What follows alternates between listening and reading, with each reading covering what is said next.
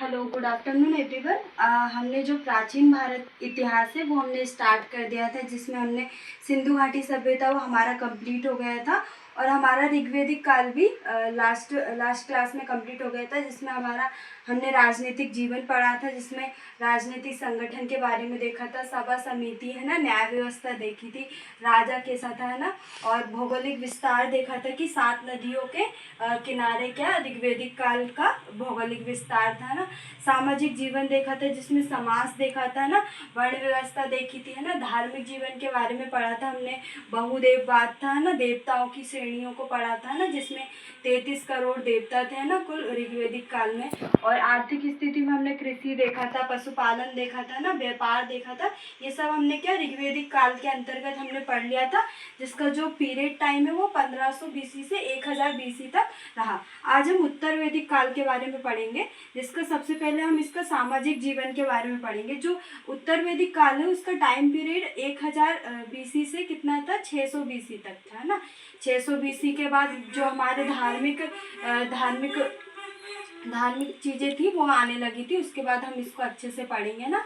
ये कब उत्तर वैदिक काल का पीरियड क्या था, 1000 बीसी से 600 बीसी था है ना। आज इसका हम सामाजिक जीवन देखेंगे, जो कि हमारे यूपीएससी, एमपीपीएससी हो गए, एमपीएसआई हो गए, पटवारी और अदर एग्जाम है उसके लिए बहुत इंपॉर्टेंट टॉपिक है।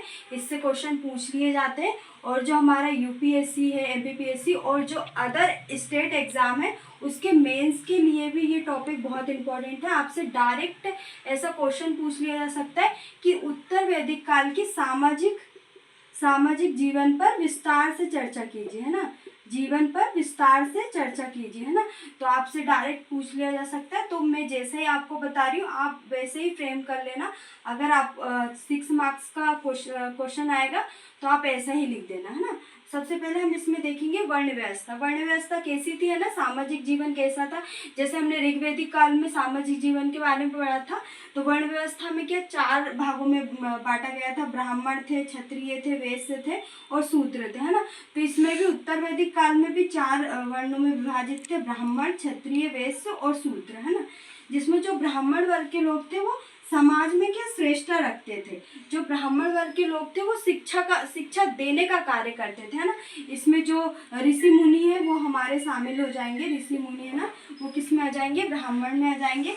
और क्षत्रिय में क्या आ जाएंगे, योद्धा वर्ग के लोग शामिल आ जाएंगे, जो क्या है युद्धों में भाग लेते थे है ना। क्षत्रिय लोग क्या करते थे, युद्धों में भाग लेते थे। और ये शासक वर्ग के लोग थे है ना, ये क्या राज पे क्या करते थे, शासन करते थे है ना। शासक वर्ग के लोग शासन करते थे है ना।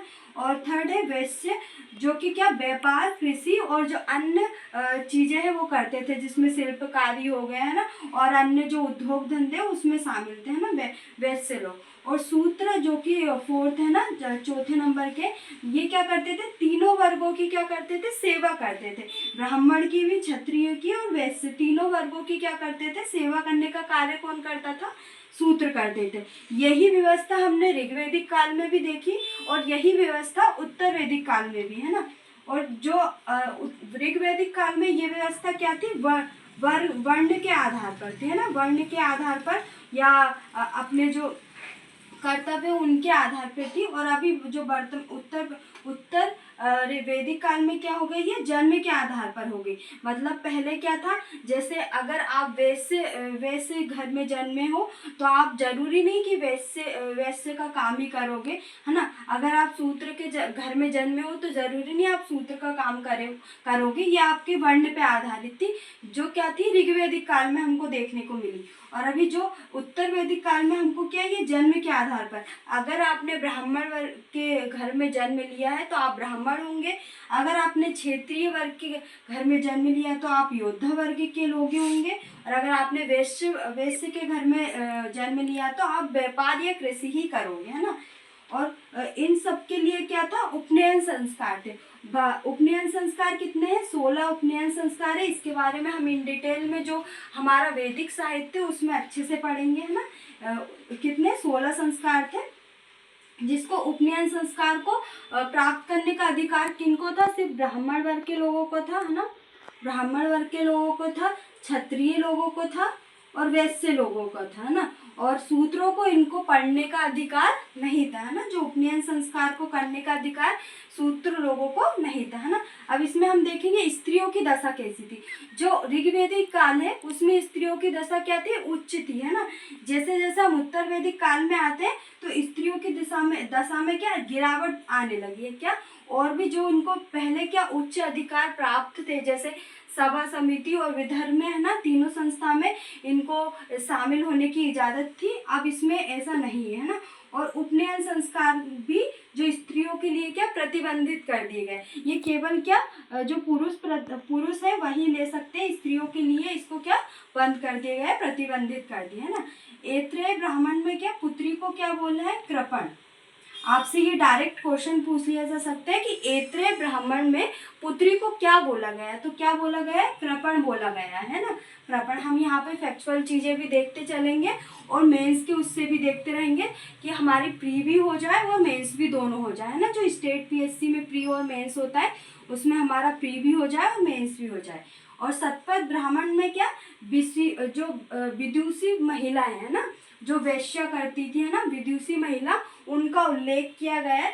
तो हम प्रमुख उनके नाम देखेंगे, जैसे गर्गी है, गंधर्व है, ये क्या आदि विशुद्धि महिला है ना। ये आपके मेंस में लिखने के लिए बहुत इंपॉर्टेंट टॉपिक है कि सतपथ ब्राह्मण में विदुषी महिलाओं का वर्णन किया, जिसमें आप गर्गी और गंधर्व का नाम लिख देना और आदि, है ना।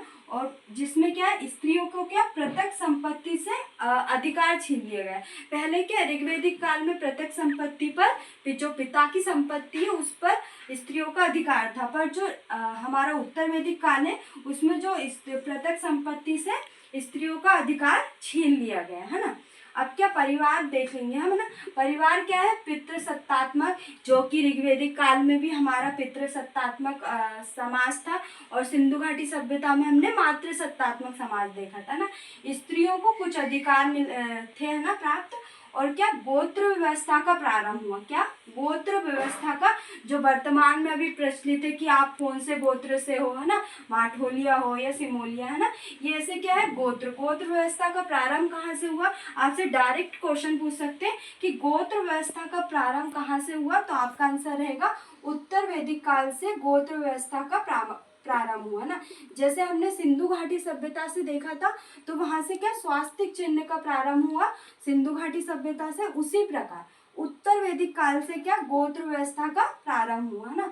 और गोत्र का मतलब क्या होता है, वह स्थान जहाँ समूचे कुल के गोधन एक साथ रखा जाता था। समूचे कुल को के गोधन को एक साथ रखा जाता था।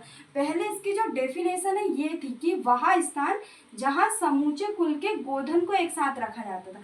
जैसे मान लो ये एक मतलब जैसे हमारा गोपाला समाज है ना, गोपाल कृष्ण जो क्या बोलते हैं हम, यादवों में होता है ना गोपाल समाज, है ना। तो उसमें क्या सभी एक साथ रहते थे, तो उसको क्या बोलते थे, गोत्र बोलते थे, है ना। पर वर्तमान में इसका क्या मतलब अर्थ निकाला गया है, पुरुष के वंशज को इसका अर्थ निकाला गया है कि पुरुष के वंशज को क्या बोलते हैं, गोत्र। पहले इसका अर्थ क्या था, अलग था। वो पूरे समूचे स्थान जब एक साथ एक जगह रहते थे उनको क्या बोलते थे, गोत्र बोलते थे, है ना। जैसे किसी के पास ये गाय, किसी के पास ये गाय, तो साथ में एक साथ ही रहते थे, तो उसको गोत्र व्यवस्था बोलते थे। पर वर्तमान में अभी क्या हो गया कि पुरुष के वंशज को क्या बोलने लगे, गोत्र व्यवस्था बोलने लगे, है ना। अब नेक्स्ट हम देखेंगे आश्रम व्यवस्था। तो उत्तर वैदिक काल में आश्रम व्यवस्था का भी प्रारंभ हो गया था। तो उत्तर वैदिक काल में केवल 3 आश्रमों का उल्लेख किया गया। कितने, 3 आश्रमों का उल्लेख किया, जिसमें ब्रह्मचर्य, गृहस्थ और वानप्रस्थ, है ना। ये 3 आश्रमों का उल्लेख किया गया है। और इसका उल्लेख कहाँ पे, छंदोदय उपनिषद में इसका उल्लेख मिलता है। आपसे डायरेक्ट क्वेश्चन पूछ सकते हैं कि तीनों आश्रम का उल्लेख कहाँ पे किया गया, तो छंदोदय उपनिषद में इसका उल्लेख किया गया है। और जो चौथा आश्रम है उसका उल्लेख उत्तर वैदिक काल में हमें नहीं मिलता, ये आगे चल के हमें चौथा आश्रम कौन सा है, संन्यास आश्रम, जिसका उल्लेख, जो चारों आश्रमों का उल्लेख किसमें, जवाली उपनिषद में किया गया है। आपसे ये दोनों डायरेक्ट क्वेश्चन पूछ सकते हैं कि 3 आश्रमों का उल्लेख कहाँ पर किया है, तो छंदोदय उपनिषद में। और जो चौथे संन्यास आश्रम को मिलाकर चारों आश्रम का उल्लेख किसमें किया है, जवाली उपनिषद में, है ना। तो अभी हमने क्या देखा, वर्ण व्यवस्था देख ली, स्त्रियों की दशा देख ली, परिवार देख ली, आश्रम व्यवस्था देख ली। ये चारों आप टॉपिक आप अगर लिख दोगे तो आपके जो 7 मार्क्स के आते हैं किसी स्टेट पीएससी में, किसी स्टेट पीएससी में 6 मार्क्स के आते हैं, और अगर बड़े क्वेश्चन आते हैं तो 11 मार्क्स के भी आते हैं, तो इसमें ये सफिशिएंट रहेगा। बाकी नेक्स्ट विवाह है तो मैं आपको इसका नेक्स्ट बताती हूँ। हम उत्तर वैदिक काल की जो हमने अभी सामाजिक जीवन देखा इसका, और जो विवाह रह गया है वो मैं आपको कल बताऊंगी, है ना। कल की क्लास में मैं आपको बता देती हूँ, है ना। और उत्तर वैदिक काल की हम सामान्य जानकारी देख लेते जो हमने नहीं देखा था ना। इसमें क्या जैसे ऋग्वैदिक काल में क्या हमने सिर्फ हमें जो ऋग्वेद की रचना हुई थी, है ना, ऋग्वैदिक काल में, वैसे ही उत्तर वैदिक काल में क्या हमें तीनों वेदों की सामवेद है, यजुर्वेद है, अथर्ववेद की, है ना, और ब्राह्मण ग्रंथ की, है ना, आरण्यक की, उपनिषद की, वेदांतों की रचना मिलती है ना। ये सबकी जानकारी किस में मिलती है हमें, उत्तर वैदिक काल से। इन तीनों वेदों की, उपनिषदों की, वेदांतों की, ये किसकी सबकी जानकारी कहाँ से मिलती है, उत्तर वैदिक काल से मिलती है ना। और ये समानता क्या लौह प्रौद्योगिकी युग की क्या शुरुआत हो गई थी, इसलिए उत्तर वैदिक काल में क्या कृषि व्यवस्था हो गया हमारा ना, पशुपालन हो गया, व्यापार हो गया, इन चीज़ों में क्या बढ़ोतरी देखने को मिली, है ना। ये और उच्च लेवल पे किए जाने लगे थे, है ना, क्योंकि लौह प्रौद्योगिकी युग की क्या हो गई थी, शुरुआत हो गई थी, है ना। यहाँ पे क्या जो उत्तर वैदिक काल में क्या चित्रित धूसर मृद भांडों का प्रयोग किया जाने लगा था, मतलब मृद भांडों पर, बर्तनों पर क्या रंगाई का काम है और उनमें क्या चित्रकारी का काम है, ये इसकी शुरुआत होने लगी थी और ये अच्छे लेवल पर होने लगी थी, है ना। आप बोल सकते हो ये उच्च लेवल पर इसकी शुरुआत होने लगी थी। उत्तर वैदिक काल में चित्रित दूसर मृत भांडों का प्रयोग किया जाने लगा था, है ना। और जो उत्तर वैदिक काल का मुख्य केंद्र क्या है, जैसे हमने ऋग्वैदिक काल में पढ़ा था कि मुख्य केंद्र क्या था, 7 नदियों के किनारों का क्षेत्र क्या था, इसका केंद्र था, जिसमें हमारी सरस्वती नदी आ जाएगा, सिंधु नदी आ जाएगा, है ना, चिनाब नदी आ जाएगी, है ना। ये सब क्या था, ऋग्वैदिक काल के आसपास के प्रमुख केंद्र थे, है ना। और इसका साकेंद्रन कहाँ पर था, उत्तर भारत में अधिक था इसका साकेंद्रन। वैसे ही उत्तर वैदिक काल का प्रमुख केंद्र कहाँ था, मध्य देश में था, मतलब मध्य भारत में इसका साकेंद्रन था ना। मुख्य रूप से क्या उत्तर वैदिक काल में क्या मध्य प्रदेश का विशेष रूप से इसका वर्णन किया गया है, उत्तर वैदिक काल में मध्य प्रदेश का, है ना। इसका विस्तार कहाँ से था, सरस्वती नदी से लेकर गंगा नदी तक इसका क्या था, विस्तार था उत्तर वैदिक काल का, ना। क्योंकि हमने अभी जितनी भी जैसे सिंधु घाटी सभ्यता पढ़ी, उसमें भी जो लोगों का संकेंद्रण था वो नदियों के किनारे था। वैसे ही ऋग्वैदिक काल में भी क्या नदियों के किनारे ही लोगों का संकेंद्रण था, वहाँ पे लोग रहते थे, क्योंकि वहाँ उनको जो सभी सुविधाएं हैं वो मिलती थी, है ना। जैसे उत्तर वैदिक काल में भी क्या सरस्वती नदी से लेके गंगा दोआब तक क्या इनका मुख्य केंद्र था, है ना। और एक चीज आप नोट करके लिख लेना, ये आपके जो सामाजिक जीवन है जिसमें मैंने आपको वर्ण व्यवस्था पढ़ाया था, उसी में ये चीजें आप ऐड कर देना। ये बहुत इंपॉर्टेंट टॉपिक है आपके मेंस के लिए भी, और प्री में भी इससे पूछ लिया जाता है। जैसे हिंदू ग्रंथ याज्ञवल्क्य के स्मृति में सर्वप्रथम महिला संपत्ति का वर्णन किया गया है। क्या किया है, महिला संपत्ति का वर्णन किया गया है, जिसमें क्या 2 प्रकार की चीज़ों का वर्णन किया, जैसे मिताक्षरा, और जिसके रचनाकार कौन है, विज्ञानेश्वर। रचनाकार कौन है, विज्ञानेश्वर। जैसे आपसे डायरेक्ट क्वेश्चन पूछ लिया जा सकता है कि मिताक्षरा के रचनाकार कौन है, विज्ञानेश्वर है ना। और दया भाग के कौन है, जीमूत वाहक कौन है, दया भाग के रचनाकार। अब इसका हम थोड़ा इन डिटेल में पढ़ लेते हैं। हमने देखा था मिताक्षरा जिसके रचनाकार कौन है, विज्ञानेश्वर, और दया भाग देखा था जिसके रचनाकार कौन है, जीमूत वाहक इसके रचनाकार हैं। और अगर हम देखें तो मिताक्षरा में क्या लिखा हुआ है कि पुत्र के जन्म से ही पिता की संपत्ति पर उसका क्या होगा, अधिकार। इसमें क्या बोला है, पुत्र के जन्म, जैसे ही पुत्र का जन्म होगा उसके बाद पिता की संपत्ति पर किसका अधिकार होगा, पुत्र का अधिकार होगा। और दया भाग में क्या बोला है कि पिता की मृत्यु के उपरांत ही पुत्र का संपत्ति पर अधिकार होगा, है ना। क्या होगा, पिता की मृत्यु के बाद। इसमें क्या बोला है, पुत्र के जन्म के बाद, और इसमें पिता की मृत्यु के उपरांत पुत्र का संपत्ति पर अधिकार होगा, है ना।